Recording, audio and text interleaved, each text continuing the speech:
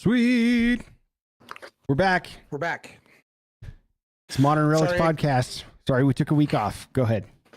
Had to. Yeah. Yeah. It was just inevitable. And we thank you for your patience.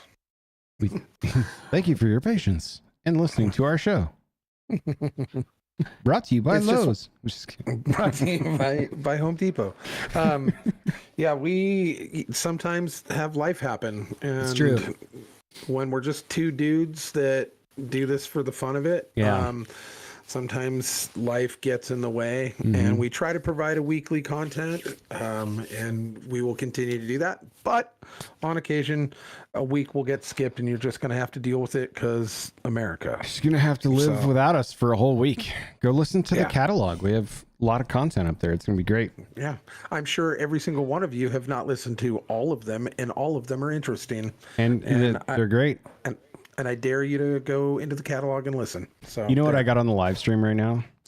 What do you got on the live stream? I still got special guest Pastor Jason from 2 weeks ago. I should probably fix that. That's what I should do. Man, just scotch tape and rubber bands here, isn't it? Yeah. Here, let's take that away. We haven't gotten our tech support yet. He's still working at the shop on Tuesdays, so I need to get him in here and handle all that. So that was a fun show. I really enjoyed Pastor Jason's time. I get the feeling that his admin assistant or his business manager or whatever is probably furious at us because of the amount of time we took. But hey, I'm so thankful that he came out. We should bring her on just to apologize and be like, hey, it's fine. But come on, we'll talk to you next. I would say that was probably not a good idea. I won't mention her by name, but she is already not super fond of me to begin with due to some jokes that didn't go over so well at church. And so it was kind of a double whammy. One, she's kind of the curator of his timeline, and also he was spending that extra time with me, so that's why. But whatever. So you haven't read the How to Win Friends and Influence People EA edition? No. Due to the fact that you know it requires literacy for me to do that. Yeah. And I'm just not big on reading anymore. No, I can't tell at all. Hey, as you turned over your shoulder, I saw Dune. I can't wait to talk about that later. We both saw that movie this week. Yes, we did. Yeah, I had a pretty crazy week, to be honest with you. First of all, the weather was bananas. There was a bunch of storming happening in California that made its way over here. And it's windy where I live anyway in the late spring. Like usually in April is like when it's pretty gusty, but it was like a good 60 mile an hour winds for 2-3 days. Power went out for about 5 minutes while I was underneath my car in the garage trying to put parts on it and stuff. And so I was like, no. But then it came back on and I was like, okay, well, that's good news. But it was crazy. And then what else? Yeah, did a lot of work on the car. Paul was down here. He's been on the show before. We were going to try and do a pod, but I know you weren't feeling the hottest last week and we were so swamped with stuff, but got a lot done. So it was really good to hang out with him. I could tell he wants to leave Washington. So, hey. Yeah, good. Come on down. Yeah, get him out of there. Come on down. I actually had a cough last week, and I didn't feel sick. I wasn't sick, but I just had a lung thing, and I was coughing so bad that I lost my voice. And you can kind of hear it now too, but like a week ago, I was all my voice was cracking and it was all wispy and. Yeah, so it wasn't going to work for me anyway, but the fact that I sat down in the chair and was getting ready to go when you messaged me and said, hey, I just don't have the time this week. And I was like, thank God, because this was going to be a struggle. But work exploded. So it really well. It was too much. But your last week, how was it? How were things?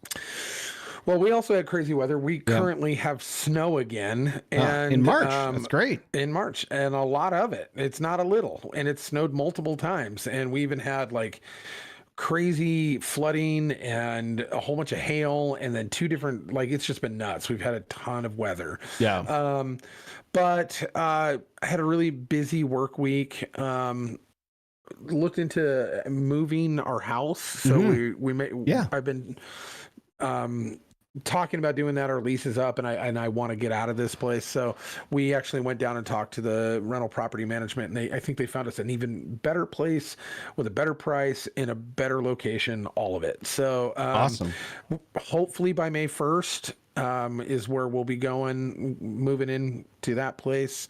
We'll have to set up a new pod studio there, but yeah. And outside of that, just a lot of kind of political meetings that I've been involved with and stuff like that. Oliver had a really awesome hockey game late, like 8:45 at night, and it was crazy. Did he win? But no, it was a tie. It was 5-5, but it was one of the best games I've ever seen him play. He was just on fire. Nice. And so it was fun. It was fun to watch. He's got 1 or 2 more games left for the season, and then we'll be done with hockey season this year. Outside of that, I too, like, Erin and I never get to go out. Like, between her schedule and my schedule, like, date night just isn't a thing. We should make it a thing. But I got hit up by some friends who are also clients, hit us up and said, hey, we want, he's a real big Dune fan. He's a big sci-fi fan. I did a big like sci-fi sleeve of all the different, like, different sci-fi spaceships all over his arm. And he hit me up and he was just like, I really, really want to go see Dune because he's a huge Dune fan, big Dune reader. Yeah. And I was like, me too. And he goes, okay, let's make a thing. And so his wife hit me up and said, hey, I bought tickets to the IMAX. We're going to go see it. Let's go get dinner beforehand. So Aaron and I actually had a double date night for the first time in a long time, and it was pretty cool. And yeah, we'll get into the Dune thing later. Yeah. But yeah, other than that, my week's been just kind of average work week. Nothing super exciting. My daughter did go to court for her ticket. Follow-up time. And yeah, follow-up time. So she went. I went with her at the crack of dawn. I was like, do you want dad in the audience kind of thing? She goes, yeah, just come. So we go there, and it's, we have a lack of judges and space in Kootenai County right now. They're actually working on that problem. So what they've done is they've just delegated all of the traffic fine stuff to a prosecutor in a room with a clerk and a court cop, bailiff. And they just line everybody up, and everyone just goes sits at a table with the prosecutor to get one of 3 decisions. Either 1, you plead guilty and just pay for the thing. 2, circumstantial situation that will provide you for another alternative. Or 3, they will provide you, if you want to fight it all the way, they'll provide you a court date to sit in front of an actual judge. Yeah. And what this does is it just weeds down judge time is essentially what it does. So, so fortunately for us, the girl who was right before her did the exact same thing. And I'm guessing in the same spot on the freeway, but it was even down to the same mile an hour. It was like 68 miles an hour, according to, so I was listening intently on what was offered to her, because she was like the same age as Kate. The whole scenario could have been duplicated. And I was like, okay, ask when she didn't ask this, but when you get up there, ask if option 2 will keep it off your record. Right. If he says no, then go with option 3. But if he says yes, go with option 2. And she goes, okay. So she goes up there and she asks him, and basically it's to take a 4-hour online traffic school, safety course, which will expunge it from your record, and you don't have to pay the fine. And it does not go on the record. So she took that. And so she had 30 days but she did it. She went down there and actually stood up for herself and fought it. And I was really proud of her for that. Another thing you'll be proud of, your niece in this situation. She got invited to her first adult, like no high school kids, adult, semi-adult, I guess, housewarming, like a house party, yeah. right? And probably about 10, 15 kids, all between the ages of 18 and 22. Only one of them was over 20. So, and they're all, friends and stuff, but they were being provided booze. And we noticed that Kate and her best friend, had left after an hour. And we're like, oh, the party must have been really boring. Right. That sucks. And nope. She and her friend were like, this isn't right. You guys know better. And they left that party because they didn't want to be involved in that without any provocation from dad or mom or anybody. They just went, nope, this isn't right. We don't want to be a part of this, and left. I was so proud of her. It's awesome. But I almost went down and kicked down that door. Right. She stopped me from doing that, and I'm like, obviously I've done way worse than that at that age. So there's, but I also, we're supposed to hold our kids to a higher standard. Yeah. And in our day, it was more like, Officer Johnson, I thought you said you didn't want to come back out here tonight, man. You fibbed. Yeah. But yeah, it was something that, that we're supposed to do a better job than our parents did. Right. That's kind of the goal. And I think this was a good green check mark in that, is that my kids were like, good to go. Nicely done. Where did she go? They just absconded with their good intentions in each other and just went to the mall? Went back to her friend's house. Oh, nice. She went back to the home of where her friend lives rather than the house party. So, yeah. and then came home and then, proceeded to tell me about it, and then proceeded to keep me from going down there with a baseball bat. And, because and I'm gonna sound so dumb and old. Right. The 22-year-old punk rock me would be like, "What are you talking about?" Right. But now with the 45-year-old lens on things, I can go, "Man, what if one of those kids, got in a wreck and either hurt themselves or killed themselves or killed somebody else or hurt somebody else, or even just got a DUI and it was on their record and they couldn't go to a particular college anymore, or couldn't go to Canada for whatever reason, or couldn't get a job because of it." And with people putting everything on social media now, it's like the internet's forever too. So yeah. And just the absolute lack of concern. And it's 19-year-old kids. Right. They don't even know how to have this type of concern, but that's our job, is to go down there and go, you never thought of this stuff. That's why we're here.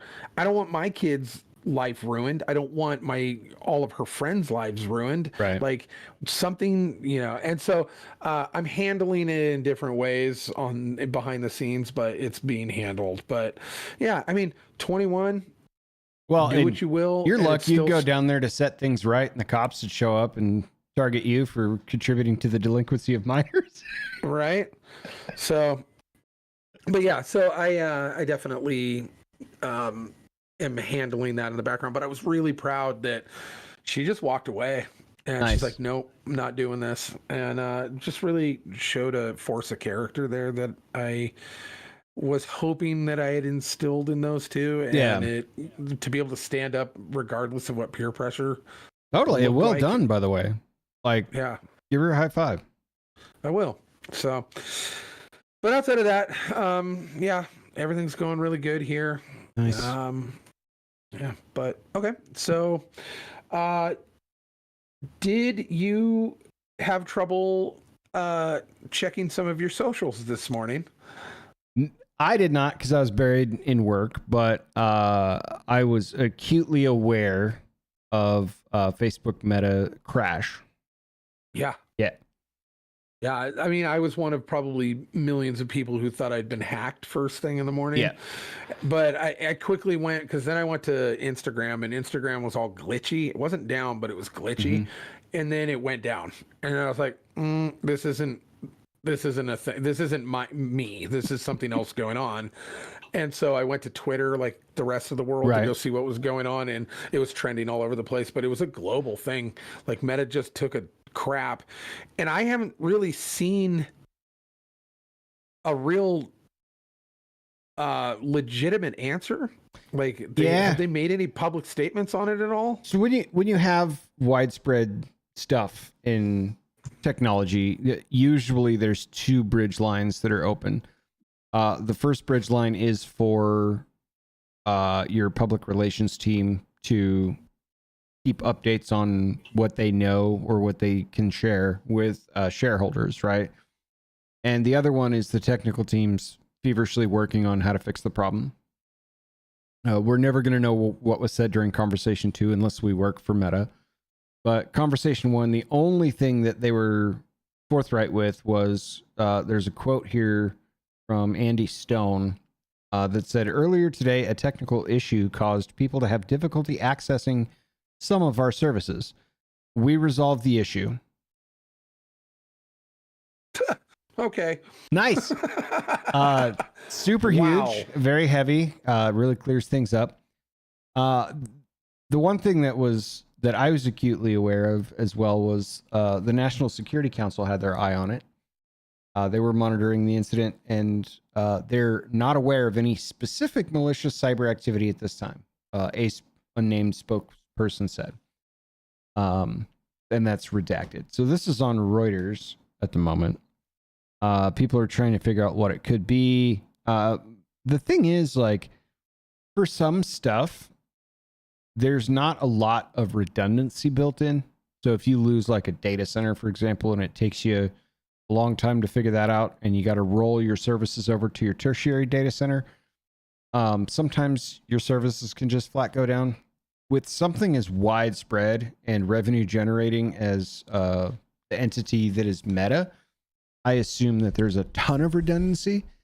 So I don't think this is a situation somewhere in technology where somebody rolled out an update in a live environment and it just totally crapped out and blew up and they had to roll things back. I don't think it's that, because this took down both of their principal platforms and gold properties for quite a while.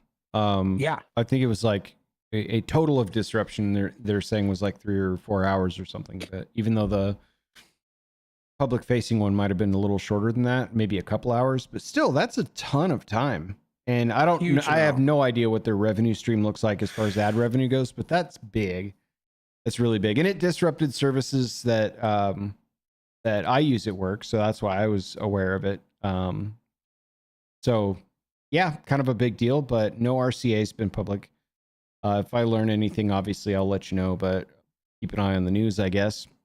But I thought it was the "this is it" moment. And went running downstairs to go grab all the guns and the food, and because Facebook went down. It's Y2K.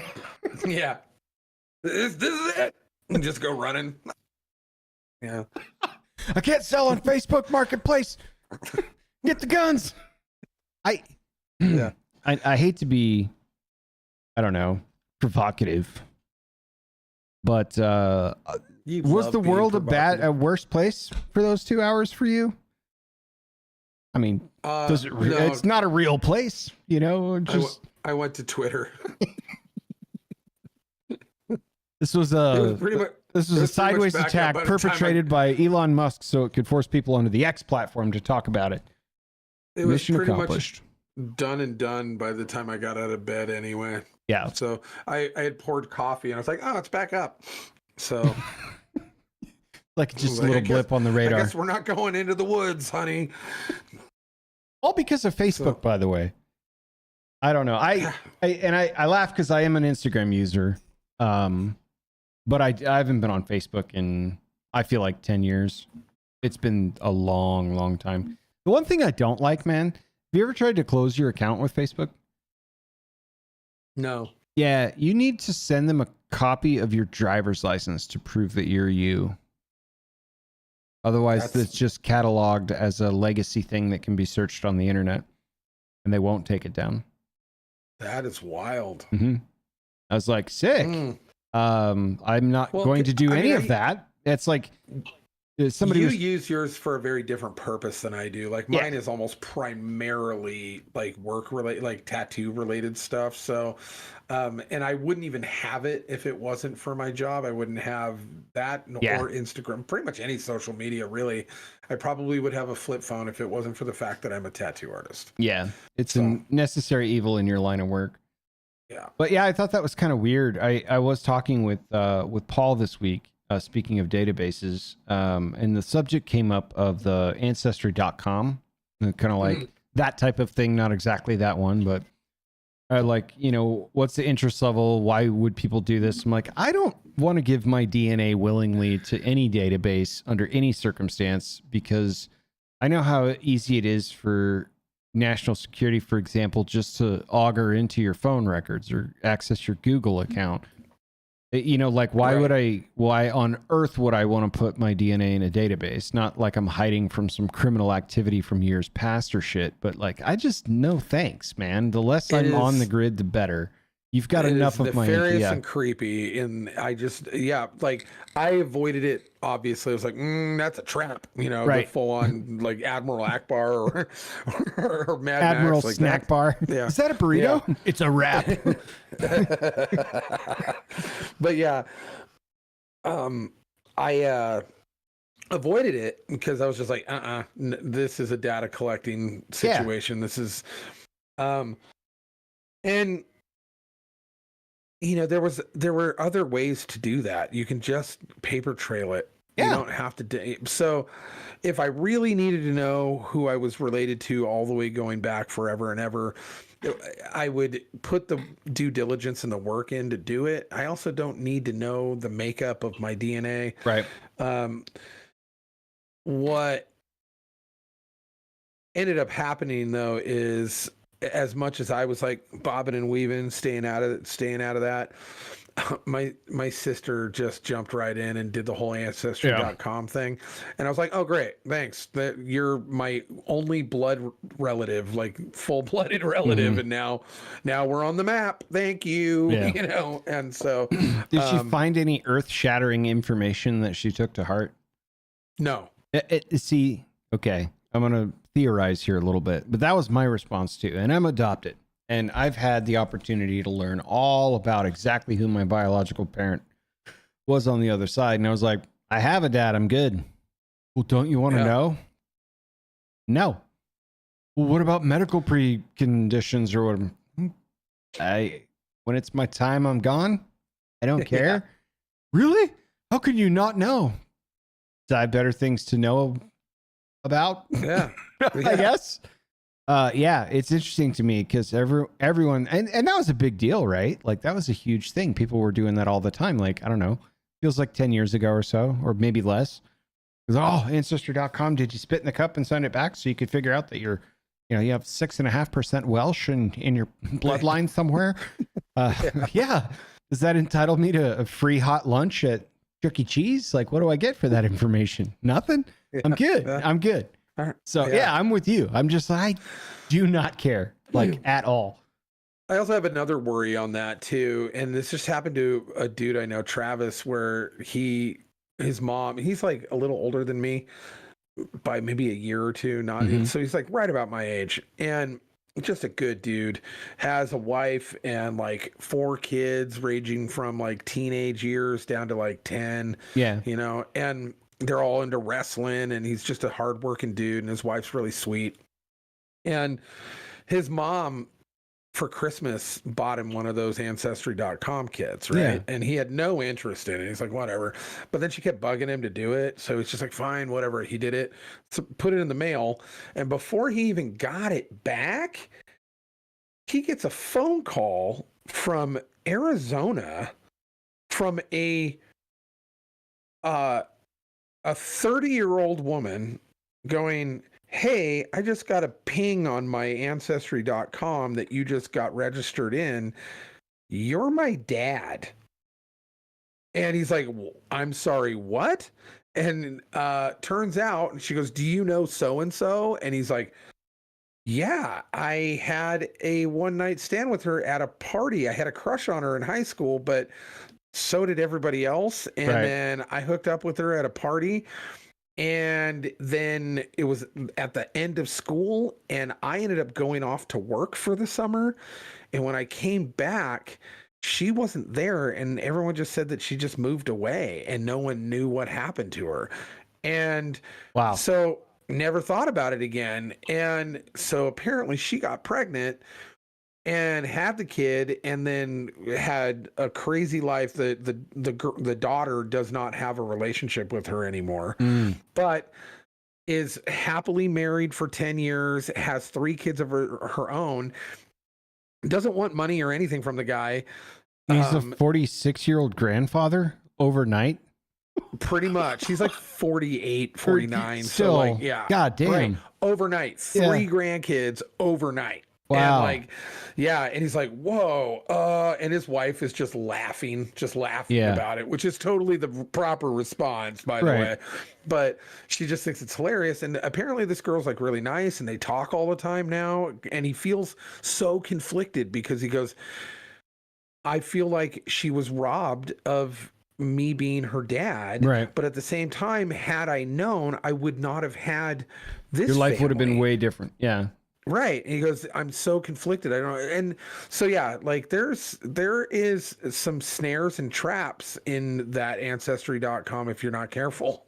And, yeah, at least she wasn't like a crazy person that was like, you owe me, hundreds of thousands of dollars and for some reason.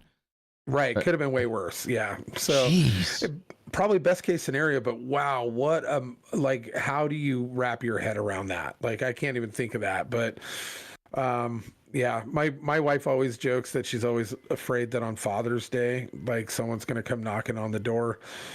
And so it's got to skip town every Father's Day waiting for that knock at the door. Yeah. So, but, yeah, the real reason we don't like Ancestry.com revealed. You'll never guess why. Click here. I don't know, man. I don't know. So, it's all those things are just bizarre to me. It's like we live in a pretty connected world, and that's really cool for certain uses, but other reasons, and I'm just like, I could care less. I don't care. I'm that age. I just don't care. Welcome to the club. Yeah. I tell you, right before my birthday, I think it was 2 years ago, I went out to the mailbox and I got an offer for an AARP card, and I was just like, fuck, dude, not like this. I'm not ready for that. I just got one of those too. Like, not like this. Not like this. Like, man, come on. But yeah, that's fun. That's fun. So yeah, the meta thing at large, we'll figure out what happened. Someone will know. Someone will put it out there. Someone will put it out there. So hey, the Supreme Court had a ruling, dude. They absolutely did, and it was bizarre because I think for the first time in my life, it was a straight up that was a slaughterhouse. Yeah, that was even Ketanji Brown Jackson, who doesn't know what a woman is, knows that that you can't take someone off the ballot when they haven't been convicted of a crime. Yep. Who knew? So 9-0. This wasn't like a split decision either, which leads me to wonder when are people going to say enough of the madness? Like, you look at some of the stuff that's come out that's obvious smear stuff. Then you look at some of the stuff that's being sponsored into law. And California is a perfect example of this, where it's not just a political disposition one way or the other sponsoring an idea that's based. It's fucking crazy. Like, there was literally an idea that may be law, because I just gave up trying to track how fast they're pushing this through, but a lot of businesses were moving out of California for obvious reasons. And they proposed, and I don't know if they enacted, but they proposed a tax on the business that was registered in California that left California for 10 extra years, that they could continue to collect taxes on this business For that's what? That's also on residents. It's not just businesses. They're trying to enact that on residents. For the idea of the memory of how fucking horrible it was and you left that state, just the privilege of having that idea, you get taxed for a decade? How far off sanity do you have to be able to even suggest that if someone moves out of the state that they still owe you tax revenue? I mean, that is not only buying the farm, it's lighting it on fire when you buy it. Like, it's insane. Years ago, you could have sat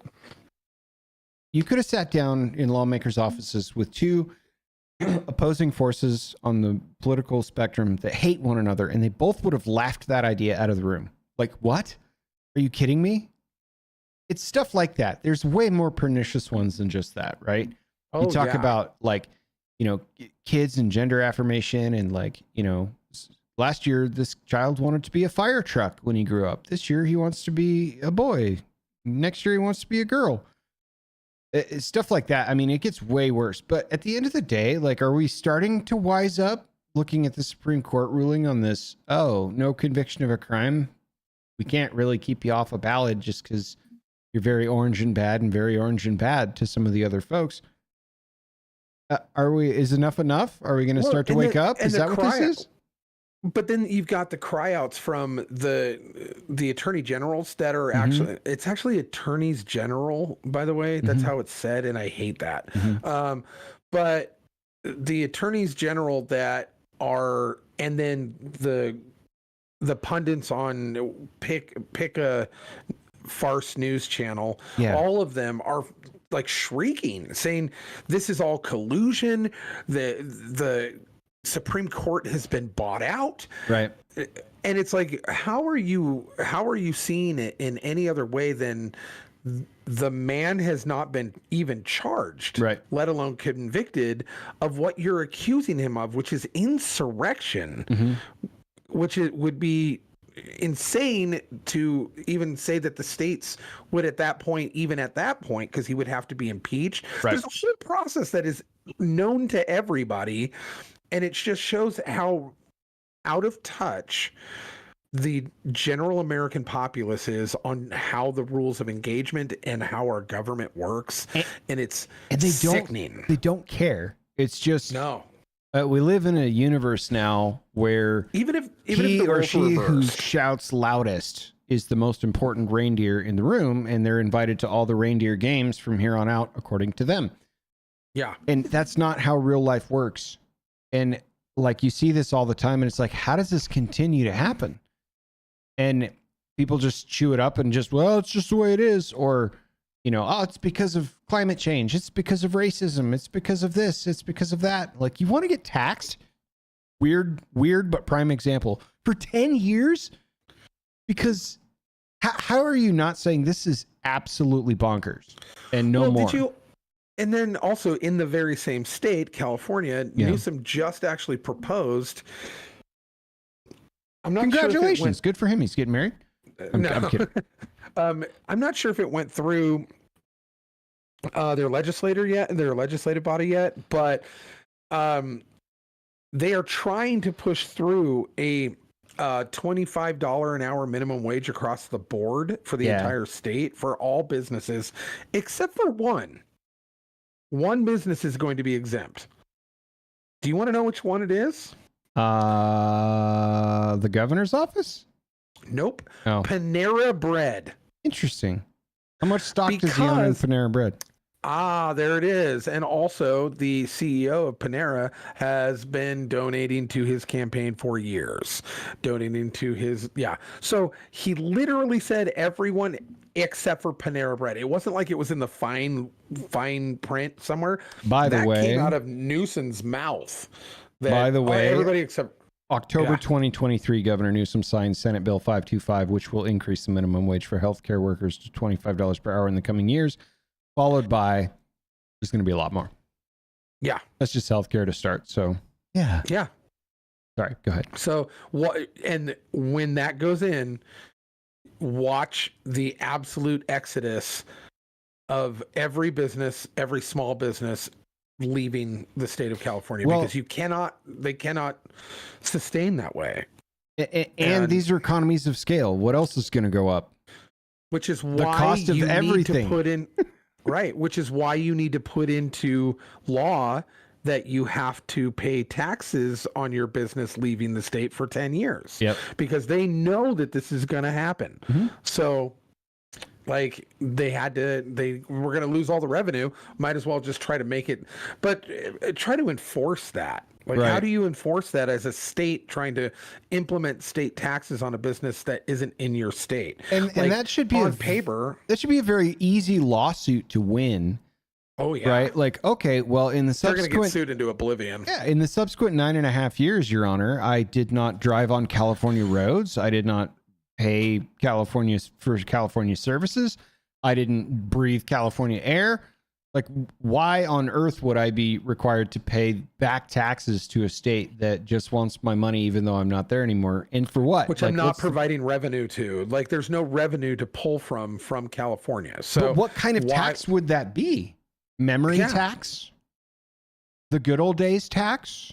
Like, stuff like that where I'm like, are we waking up? Are we finally saying this is freaking bananas? It's a different lever for every group of people, and all the levers are getting pulled over the course of the last 5 years.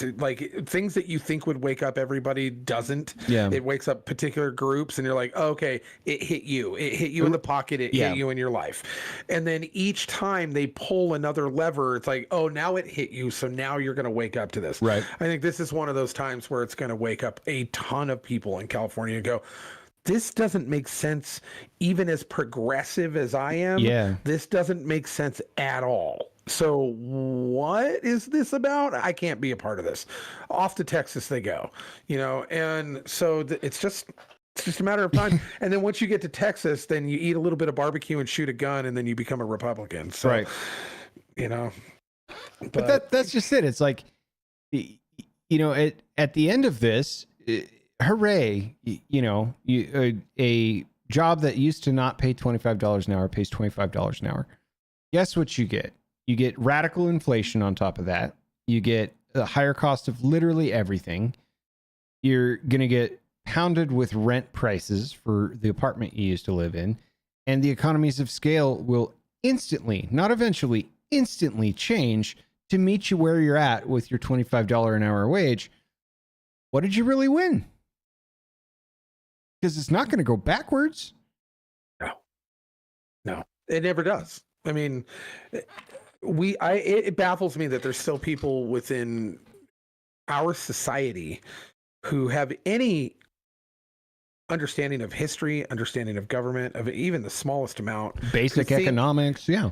Yeah, who has any inkling that once implemented by government, it can be reversed or will be reversed. Right. We actually did that in Washington State with the when we implemented a license and a license fee.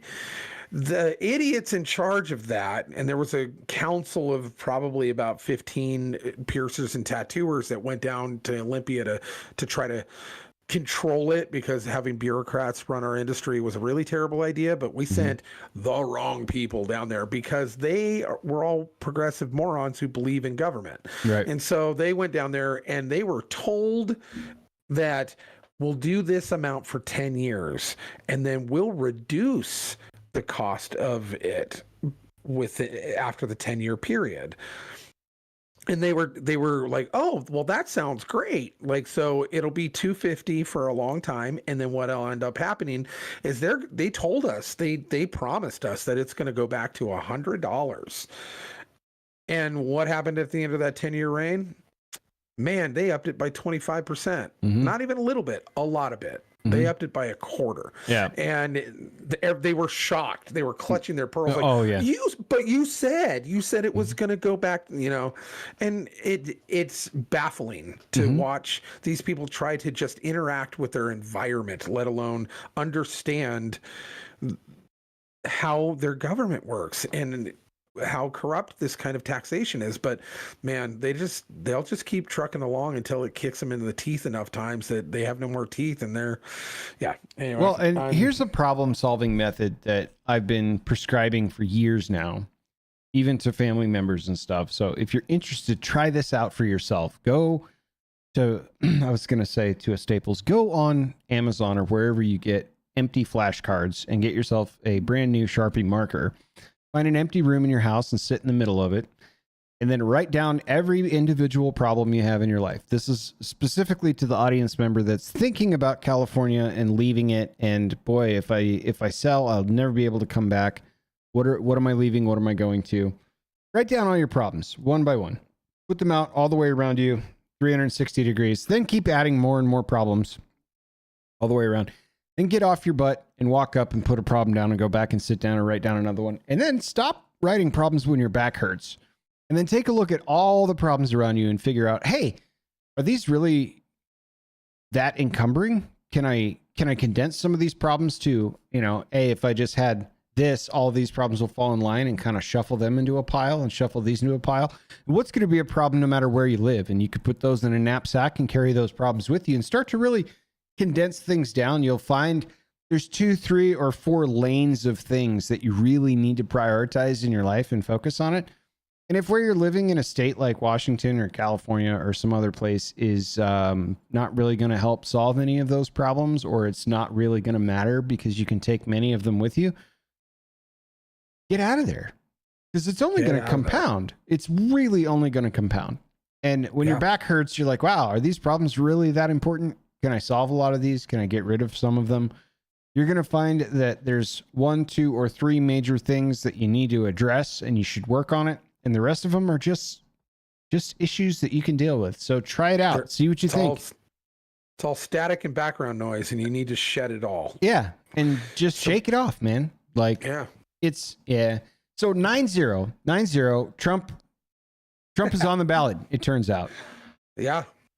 Everywhere. He has to be, because he has committed no crime that would keep him off of those ballots.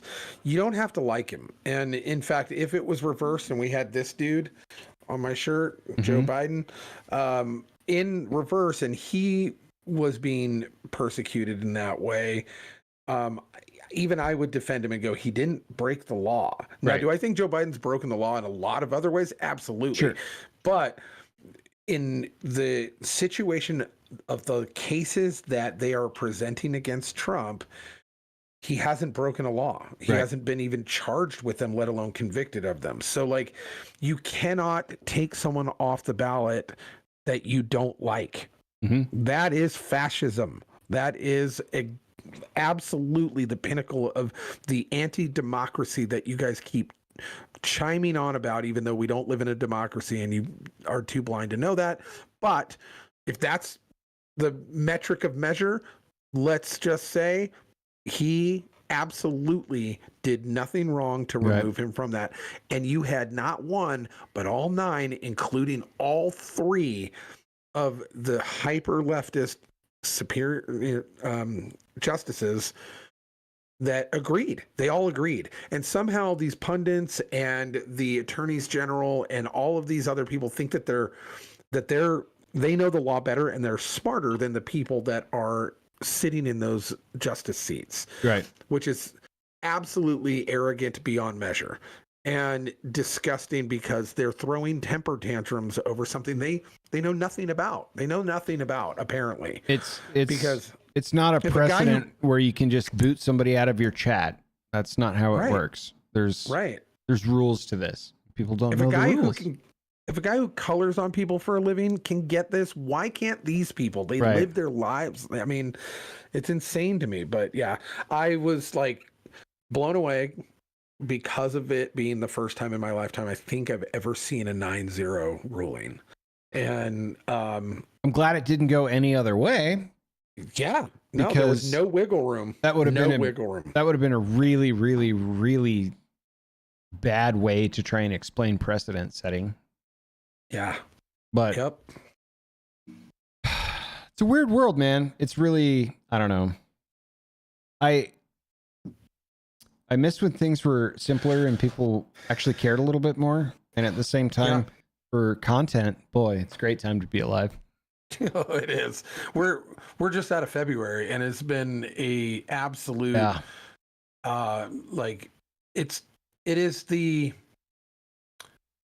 man. What is it? It's like the timeline version of like a real life paintball game every day. Yeah, like it's just constant splatters. Every day is like that's a great analogy. You know, like it's constant, and so yeah. Well, we'll see. We'll see how it goes. We still got plenty of time left. Have you been keeping up with? Because today is Super Tuesday. It's a great Tuesday. And it's a super one. It is. It's the best one. It's the best Tuesday. What is Super Tuesday? We just talked about people not understanding why you can't just erase somebody from chat off the ballot. Right. Walk us through Super Tuesday a little bit. Super Tuesday is not just because we're on the air. And arguably it should. Arguably, but Super Tuesday is when the most amount of primaries that happen in one day. That is factually correct. On one day within the primary season before the general election, where you pick your running, who's running for your party. Yeah. And there's multiple different parties, but mainly the Republicans and the Democrats, right? And so each state has either a primary or a caucus or a combination of both. There's or both in my case. Yeah. Right. And but this Tuesday, and they pick one every year, is when I think 11 states all do it on the same day or something like that. And it is the little storm before the big storm. Right. And so now we've got a situation where Nikki Haley has done probably the worst that a contending candidate in a Republican primary could have done against their opponent. She hasn't won anything outside of DC. Yeah. Since she even lost in your state to nobody. Yeah. So that's incredibly hard to do. I didn't run and did as well as Nikki Haley. Yes. In fact, you did better in theory because she literally lost to any other person, and that could be you. So people really like me. But that being said, we've got some results rolling in because not all of them are done, but there's too close to calls. There's projected, they're projected winners, and there's a couple of others. But right now, according to NBC News, so I'm not being overly biased. I'm on Google, so I'm glad we both have left-leaning news sources for this. So Vermont is pretty much head-to-head. Trump is ahead by about, looks like 1,000 votes or so. And they are at how many? What's the percentage of how many? 46 expected, 46% at 46%. So Massachusetts, Trump is the projected winner at 58%. Nikki Haley getting 37% at this point, and they're at only 9%. So, but he's already the projected winner there. I think they're already kind of counting him in on that one. Virginia, the projected winner, they have 63% of their vote totals in. He's at 65% to her 32%. So it's landslide for the most part. North Carolina, 60 delegates, or 60 votes in, or 60% of the votes in. He's up 74% to her 22% in North Carolina, projected winner. Arkansas, looks like they've got 9% in. He's projected winner there at 74.9 and her 19.9. Now this is really fun. I want to just read the top 4 candidates for who will win the Democratic nomination for president. We need 1,968 delegates needed to win nomination. With 0 delegates, Marianne Williamson in 4th place. With also 0 delegates, Dean Phillips in 3rd place. Uncommitted, doesn't even have a profile picture. 2 delegates. So Mr. or Ms. Uncommitted, Congratulations on the 2 delegates. No profile picture needed. And then Joe Biden with 372 delegates at the top in number 1. Wow. The real sad one is the Republican one. Asia Hutchinson, 0. Chris Christie, 0.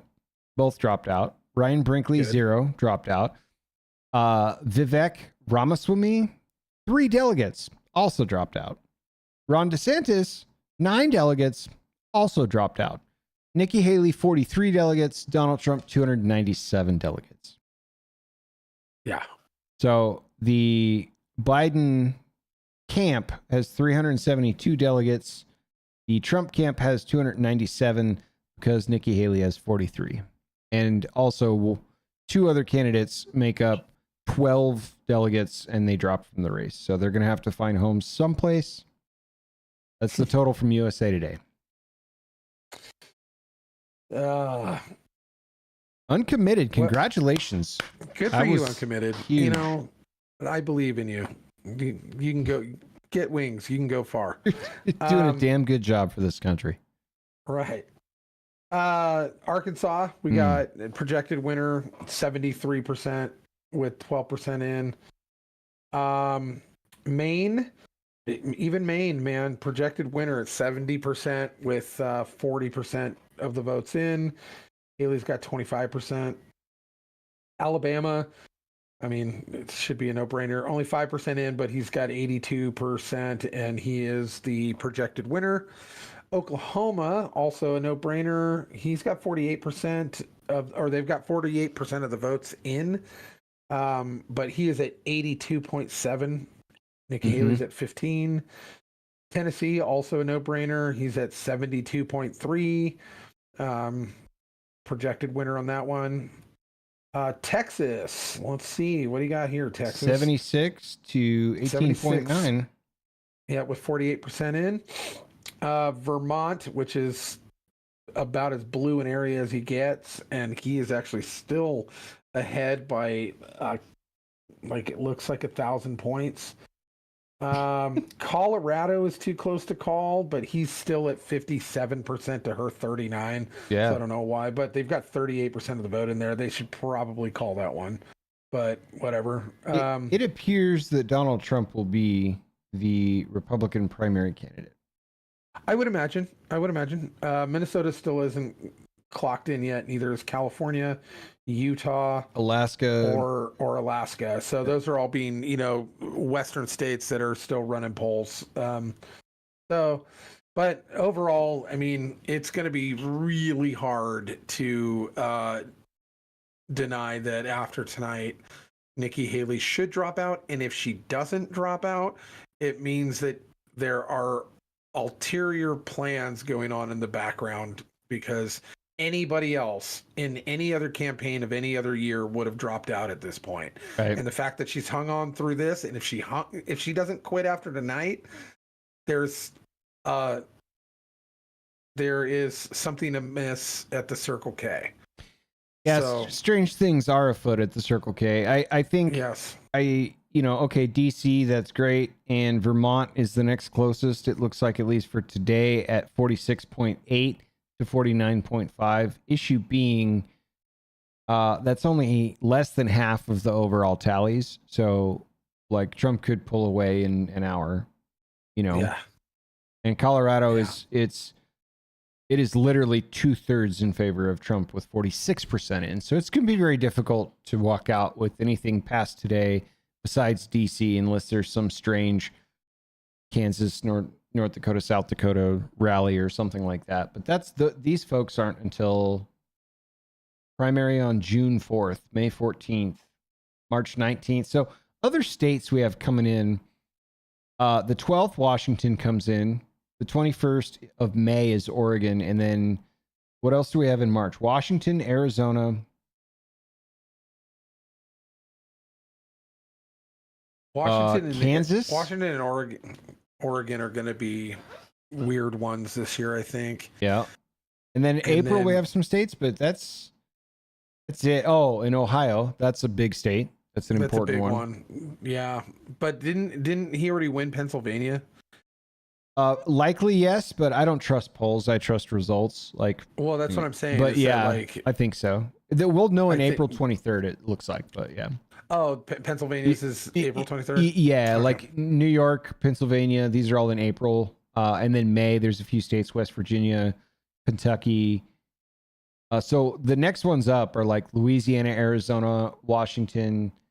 Arizona will be interesting. Arizona's going to be interesting, and also Florida comes in this month, and so does Georgia and Mississippi. So the southern states are like what, next week? Yeah. And then you have your Aprils and a lot in May and June. I think Pennsylvania, obviously the swing states, Pennsylvania, Arizona, and Georgia will be, and Ohio will be the ones that'll really kind of paint the picture of what the country looks like at this point. But I mean, Nevada was technically a battleground state for a while. It was. It's kind of purplish because Nevada needs to have enough Democrat to be debaucherous enough to allow the gaming stuff to continue. But you talk to people, not just in my neighborhood, but around here, they're tired. They're tired of what the country turned into in the last 4 years. Yeah. I think that's a sentiment that stretches coast to coast. Well, I hope so. But, specifically in states like ours, like probably Wyoming, not so much Montana or New Mexico, but states specifically like ours, we get our produce and our food and our everything from not in our state. Right. Yeah, so like a lot growing in the desert out there. You could find some pomegranates, maybe, if you want to chew on those. The issue is that when we see, what I love about this state is when we see the price hikes at the grocery store, for example, people flat out will not buy stuff.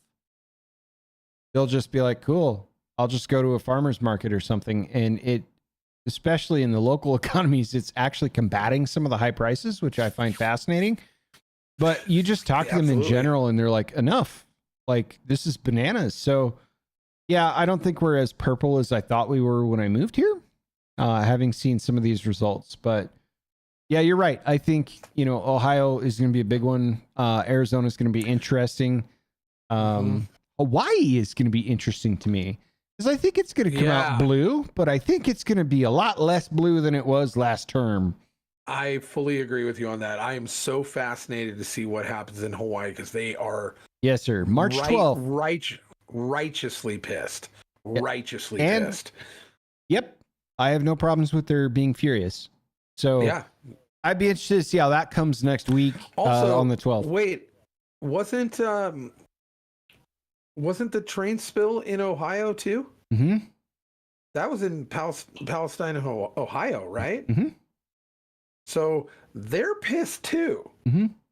So this is going to be interesting. There's two places that the current administration has left out to dry in absolute extreme situations that devastated the people there and have not done anything, have not helped these people. They're crying out, help us. And no one from the administration has even bothered. They're like, hey, let's send more money to the Ukraine and Israel. And these people are like, what? I'm really fascinated to see what comes out of Ohio and of Hawaii in the next couple of weeks. So yeah, me too. And it's gonna be if they lose that in 2 weeks, it could be interesting to see the dance routine that happens until November from the Democratic Party. Yeah. And it's gonna be. People need to remember and look around. Do you enjoy the gas prices? Do you enjoy the inflation? Do you take a look? Yeah.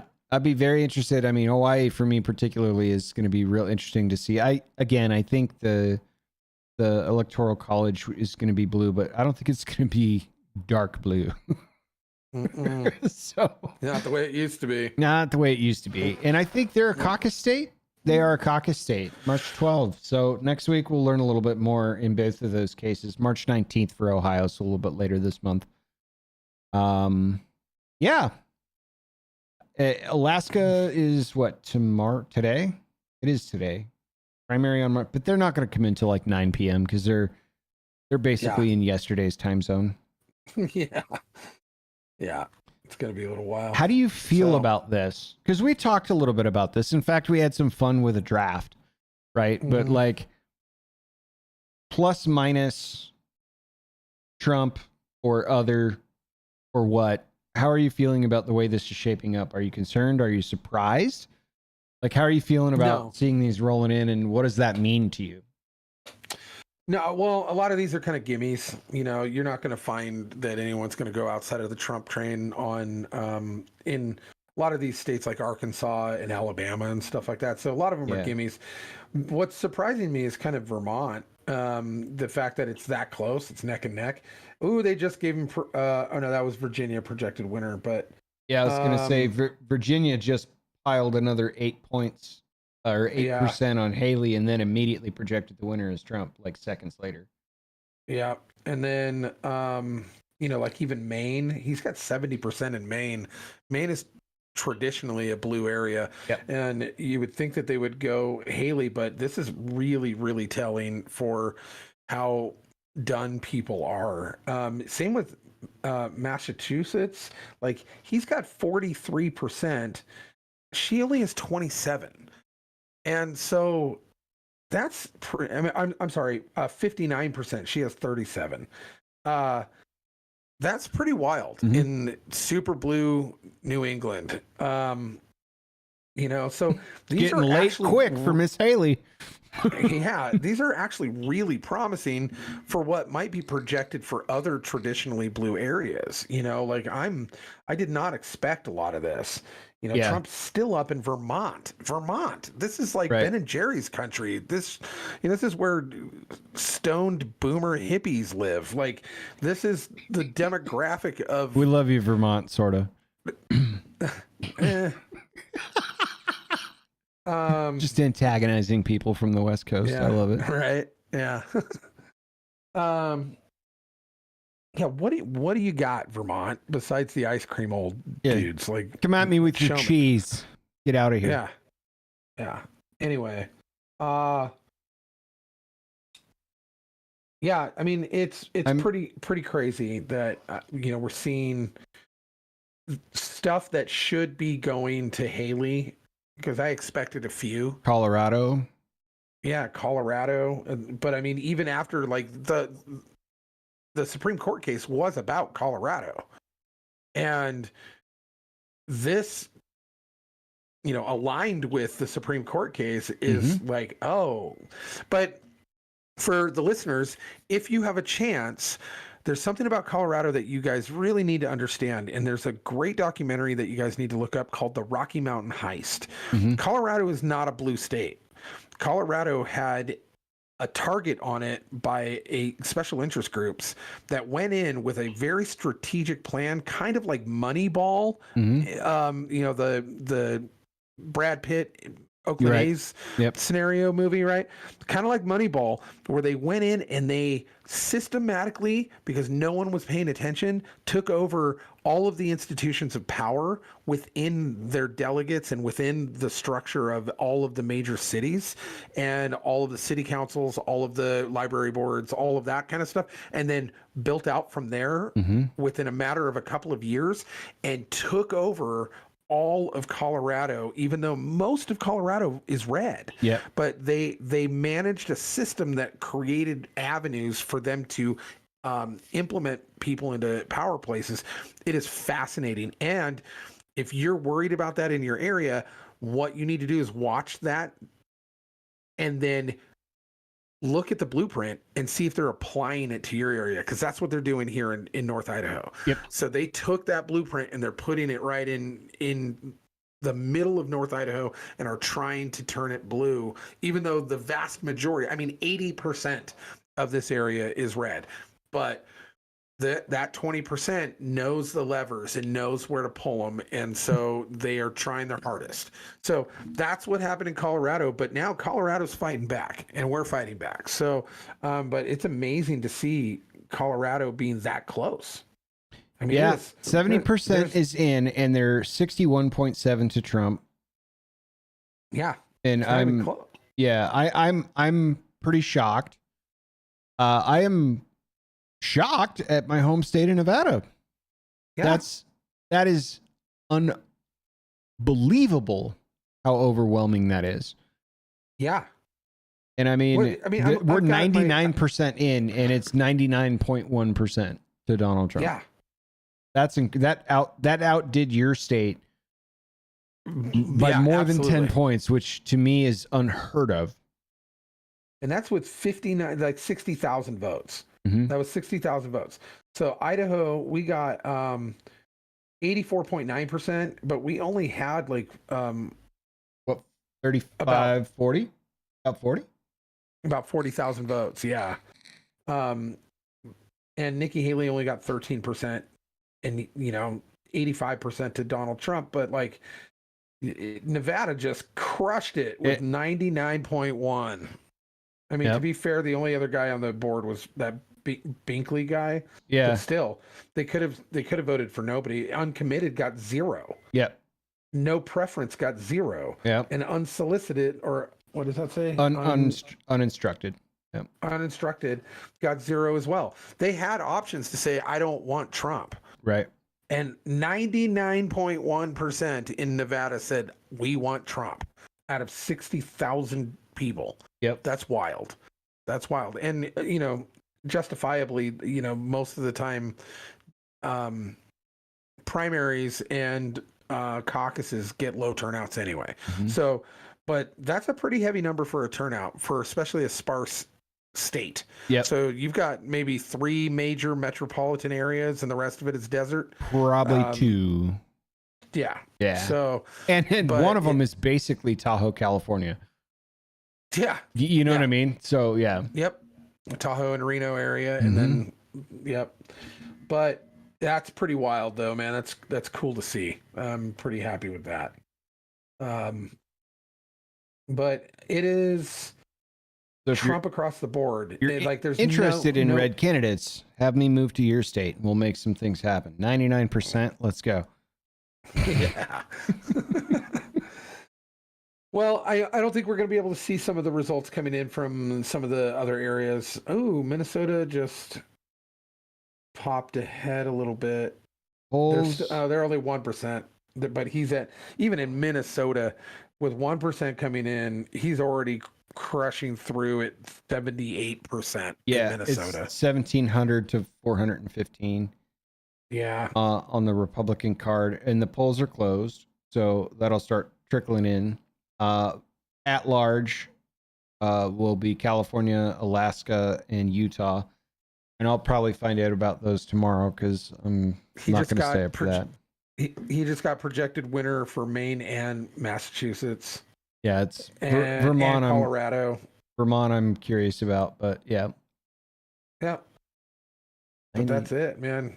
That's insane. Wild. Super Tuesday. Good time. Yeah. I got to figure out how we do a watch party in November. That'd be cool. I would love that. That would be super fun. I'd love to figure that out. We're going to have to order food or just, I don't know, fly up there and we'll do it live at your place. I don't know. That'd be great.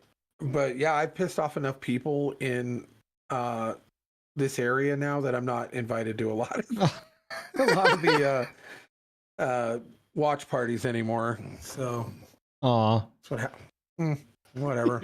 Whatever. I'll have my own party. That's I don't need hilarious. you people. I'll party with you. We'll do election party. That'll be fun. Yeah, we'll smoke some wings. That'll be great. I would love that. Yeah. Hot wings and even hotter candidates. Yeah. It's so gross sounding. I got to work on the tagline. Oh, this is fun. Yeah. The whole week that Paul and I were hanging out, and I don't know why it sounded funny to me, but I just said it. But there was like these weird one-liners that were just like obtuse that you've heard before, like, it takes a village, or it's just random stuff. And then I just put quoted by Gandhi on all of them, like Gandhi. And I was like, dude, we need to make t-shirts that just have the most benign quotes on them that say Gandhi, and just you'll watch people read your shirt and start Googling if Gandhi actually said these things. To me, I think it would be hilarious. That's the best. Yeah. I have to. Yeah. I would wear shirts like that. So before we get into the movie review, are you ready for some Gen Z Bible? You think? Is it time to go with chapter 3? Let's grab the book. Yep. All right, let's do it. Chapter 3, the Gen Z Bible. This has been such a blessing in my life. In our ongoing series. Yes. All right. I'm going to have to start using a bookmark. So we're on chapter 3. We've done the beginning. We've done Zechariah and Elizabeth. Here we go. Chapter 3. Mary was a pick-me girl for God and was simping for him in prayer. When the angel Gabriel appeared to her and said, "Ayo, you're a real one, and the top G is feeling you." But she thought his compliment was sus and gave him the side eye. So he said, "Baby girl, chill. God sent me to tell you you've passed his vibe check, and low-key he wants you to have the main character, and you'd name him Jesus, and they'll say he's him." Amen. The one prophesied in the divine dad lore, who solos all and who's crushing it never ends. He will take the W from all his ops. Crush it. And his kingdom will go hard forever. She said, "How can this be, since I promised him my body count will always be 0, respectfully?" He said, "This ain't about cuffing season, for the Holy Spirit will live rent-free in you, and your boy Jesus, spelled B-O-I, will be a divine bro. Besides, your cousin Elizabeth is with Chile." That's what I'm going to call him from now. Yeah, I'm going to call him my divine bro. Jesus will be a divine bro. Gandhi. Yeah. I want that shirt. "Besides, your cousin Elizabeth is with Chile, and she who is already older than a boomer and whose husband is way past beekeeping age." So Mary said, "Bet," and Gabriel left her on red, and she let the Holy Spirit cook. Chapter 3. The Gospel by Gen Z. It's just keeps getting better.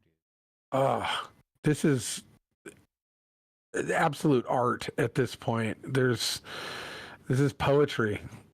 It's not biblical, but it's poetry. It's a damn good time. So I love it. Dune Part 2. I want to start. Dune Part 2. I want to start here. I was sickened at one of the previews, because one of the previews is a movie. I think it's called Civil War. Oh yeah, yeah. And Hollywood is already romanticizing the idea that America's going to fracture, and that this is a propaganda film through and through. There's no ifs, ands, or buts about it. So I assume you saw the same preview. No, it wasn't on our trailer, but I've seen the preview before. It's been out for a while. It's an A24 film. Yeah. Dude. And ugh. Yeah, gross, right? And it's coming out perfectly right before, it's predictive programming. It's coming out right before the election. Yep. I think it's coming out in April. Man, what a beaut. What a beaut. Is A24 Ben, what's his name? Ben Affleck, is that his production company? I don't know. They're typically horror films. Yeah. So that's typically their genre, is like artsy horror films. Man, this thing is just crawling with propaganda. Like the whole thing, the whole premise of it is just it's way design. Who is it? Daniel Katz, David Finkel, and John Hodges, and it's based in New York City. It specializes in film distribution and film and television production. So the CEO of A24 is Daniel Katz and David Finkel. Daniel Katz is chairman, David Finkel CEO. Anyway. Yeah. Yeah, it was cringeworthy.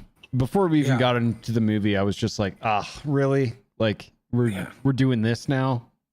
I don't know who the audience is for, because I'm trying to figure out like who they're trying to who their demographic is. Right. Because if you really think about it, like anybody from a right wing or Christian perspective isn't gonna want to go see this. They're gonna hate every minute of it, right? But are you really gonna get a bunch of lefties who want to get scared of a civil war? They're all terrified of, like, who is your demographic? Who, like, young people aren't going to care about this. It's more military than it is like scary horror movie. Like, I don't get who the projected demographic is for this, but they're pushing it hard. The advertisements of it are everywhere. It is being marketed. I think they're just throwing a dart at the demographic, but it's, I don't know. I don't like when Hollywood does this because it's obvious, and and this time it's like, I don't know, it makes your skin crawl. Just like, that's not what we want, is more division, and then to romanticize it with some film plot. So anyway, I know that was a left turn. Dune Part 2. I'm going to start here because you are more adept in the Dune verse than I was, or am. I did watch the first one and then watched it again Friday before going to see Dune Part 2. We did too. Yeah, we did the same thing. Visually, very stunning. I thought the cast was incredible. I really like Christopher Walken. That kind of goes without saying. The gal that plays his daughter in this movie is she's in the Marvel Cinematic Universe. She's Black Widow's sister, and she's funny. So I thought, I was like, oh, her. And then the Harkonnen guy that they like promoted to go be the governor of Arrakis is the dude that played Elvis. Yeah. And he's good. Austin something. Oh, he did great in this. He was so good. Even the voice, like, I thought he was like stealing every scene that he was in. He's actually been compared to Ledger's Joker in performance level. I liked it a lot. So here we are. There's some plot twists. There's some turns. I don't know how spoilery you want to get with any of this stuff because it's still out now. Things I didn't like. I didn't like the Bene Gesserit mother character way more in the second one than in the first one. I really started to not like her a lot because she's just creepy and weird, and it's obvious that she has her own designs and different things like that. And the ending just kind of stopped. Now, here's my ignorance. I don't know if that's how it was in the original Dune. I didn't watch the original Dune. I didn't read Frank Herbert's Dune. I got the Cliff Notes of it, more or less. I hated it. I hated that they just were like, that's it. More stories going to happen. Deuces. And it ended where it ended with somebody in tears. And I was just like, really? Like all that? And we're just going to be like, hey, you know, I love you forever. Hey, you and I, let's get married. It was just, I don't know. For a character trying to rally behind Timothée Chalamet, which for me is really hard to do. Right. It didn't end the way that I wanted it to end, but all in, wonderful watch, super fun, lots of stuff going on. Loved the characters. The cast was on point everywhere. Everywhere was cool. And what's his name? The guy that's kind of the religious fanatic for the Fremen, the main character guy. Stilgar. The actor that plays him, who was on my turn. Javier Bardem. Love that guy. I think he's super versatile. I love all the stuff that he does. Yeah, dude, it was good until it wasn't. And then I was like, oh, God damn it. But I'm sure that's how the story was written. I'm sure that's probably how it ends. And I'm just late to the party. Unfortunately, you're right. Yeah, that's exactly how it ends. And the reason being is because the follow-up is called Children of Dune. And so it does continue on. There's a couple of things that they did that they kind of departed from the book and the original movie, but not very much. Like, the purists of Dune recognize that this two-part series is the closest adaptation to the book that's ever been. So there was a mini series back in the late 90s, early 2000s that had a follow-up mini series called Children of Dune, which actually weirdly had James McAvoy as the main character of that one. Did he play Atreides, or was it like a different set of characters? He played Atreides' kid. Okay. Yeah, so he ends up, like in the books, he ends up having children with Chani. Chani doesn't leave in the end of the movie or the books. That was to set up romantic struggle. Sure. And she'll be back in Children of Dune because now they know that they're going to make those movies. They have to, which is going to be really weird because there is a particular character that something very bizarre and grotesque and weird happens to them, and it's a main character. They have to do it. So it's going to be super weird. But I read the book when I was probably about 15, and it's a dense read. It's hard. I don't recommend it unless you're really into kind of really hyper detailed, highly political sci-fi. Just enjoy the movies unless you're like super into that stuff. Then Frank Herbert was one of the most descriptive writers, where he's building out rooms. So basically, he will tell you how boring a room is for 3 pages. Yeah, and it's a really rich universe and very politically motivated, and he's telling analogies throughout the whole thing. The characters, as far as these movies go, because I love the '84 David Lynch. Yeah, but that took liberties. Like in David Lynch, they have the weirding guns, which you use your little voice modulator and you go, what? And then you shoot out the gun. Mm-hmm. Those were never in the book. That was a David Lynch thing. And there was a couple other things, like, for instance, the daughter of the mom who's pregnant, right? Mm-hmm.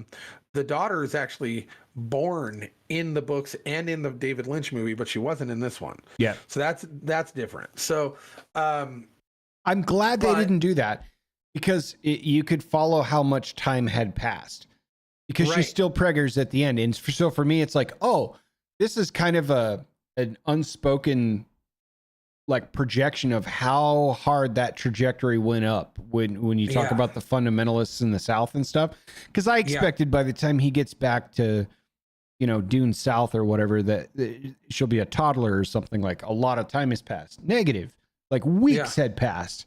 That's it. Yeah. And shit's just on fire. So for me, I appreciated that as like a small tacit way of ramping the story forward, and the fact that she wasn't born and stuff. So.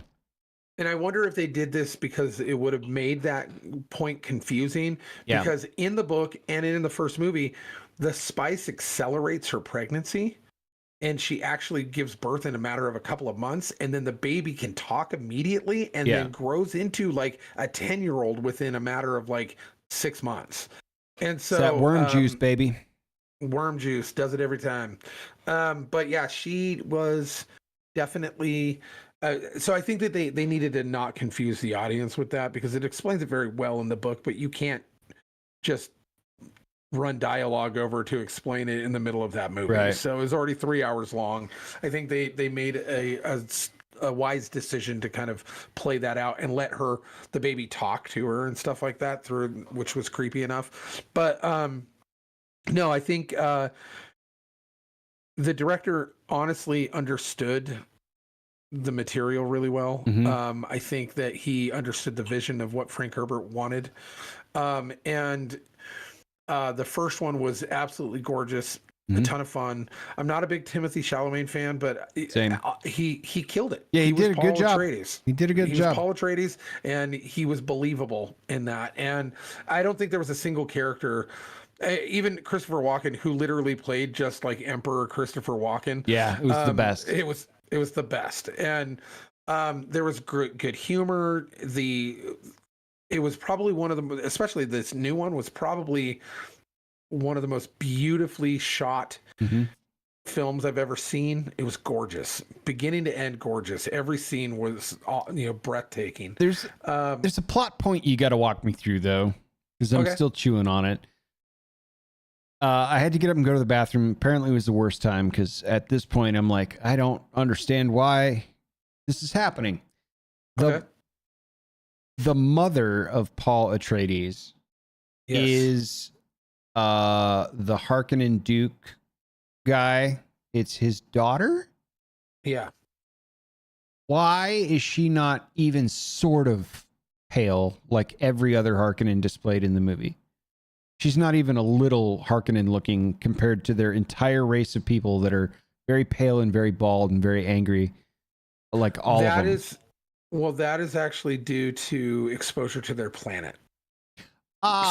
Okay. So she's not in the environment. She's going to grow up like a regular. There's actually Harkonnens that actually work for the Atreides that are, like the guy with the weird eyes, the short round guy. Well, I thought, like the Bene Gesserit, those guys were a specific race of people that were like fought a battle with AI and won, but just barely. And they're like the human calculator, because each of the houses had one of those dudes. Oh yeah, no, that's their job title. But there's a bunch of people who have left the Harkonnens to live with the Atreides because the Harkonnens were evil. Right. They seem like assholes.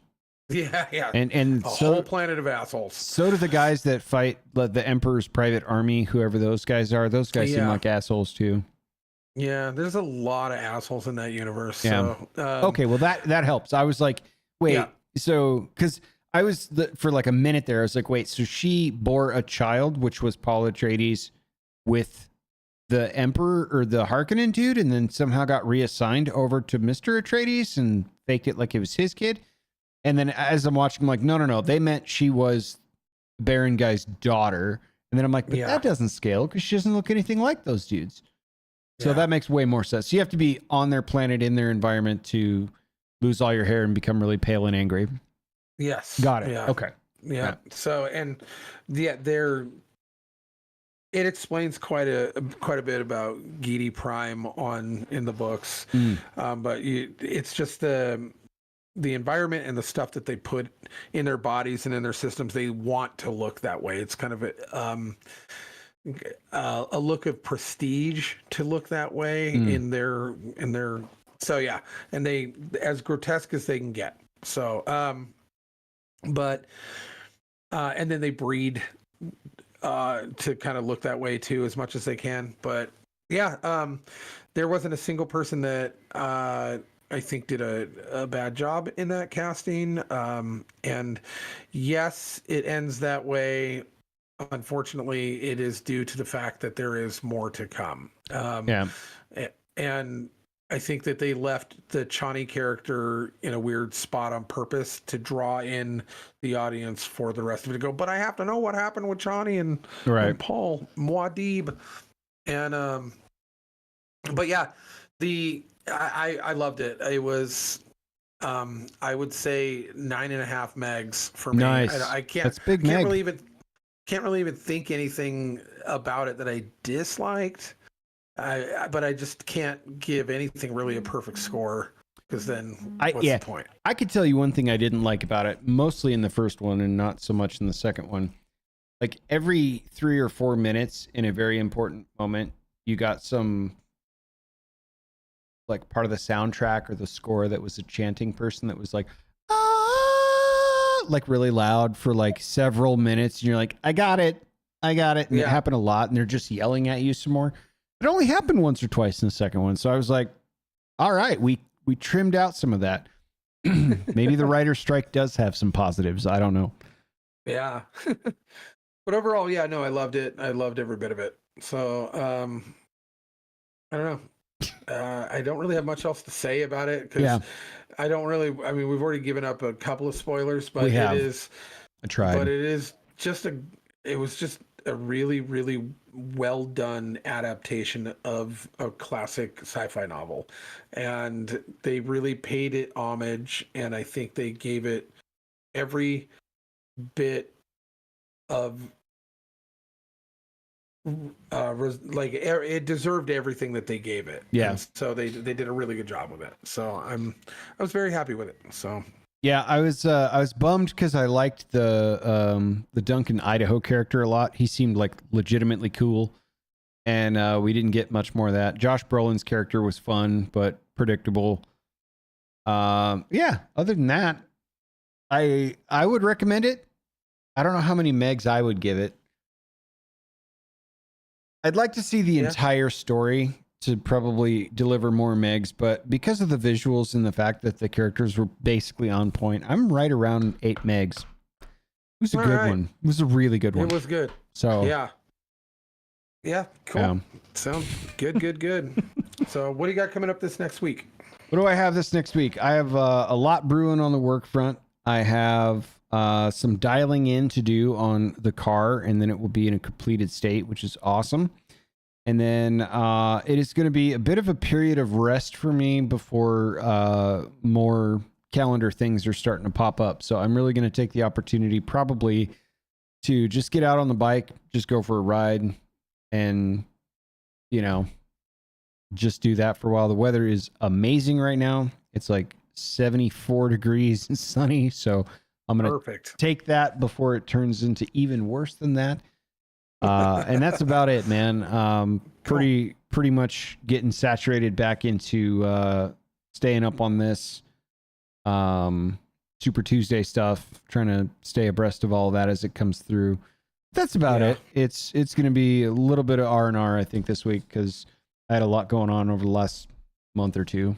Plus being sick was not helpful last month. So yeah. How about you? Anything big coming up or? I don't think so. I think Oliver's got a game. Nice. This week. And then Kate's softball season starts up pretty soon. Okay. Is she just playing on like AAU types of leagues? I don't know what they have for softball. She's actually not a school league. No, school. Oh, like, school league. Okay. She plays for one of the local high schools here. Got it. Okay. So it's her last season. So she's a senior and she's kind of team captain kind of thing. So nice. Yeah. So it's going really well. She's awesome as per usual. She actually went to the Long Ear today to spend some more of her gift certificate that she got. She's trying to find Blondie albums, and she is having a hard time finding Blondie albums. So, well, that's exciting. Yeah. I'm glad she's using that. Very much so. Yeah, she loves it. So, but well, I think that's it for me, man. Yeah. How about you? You good to go? I think so. I think that's about it. Right. We're planning to be back next week. It's going to be fun. We'll see you guys then, I think. That's all I got for now. All right. All right, everybody. Have a good night. Night.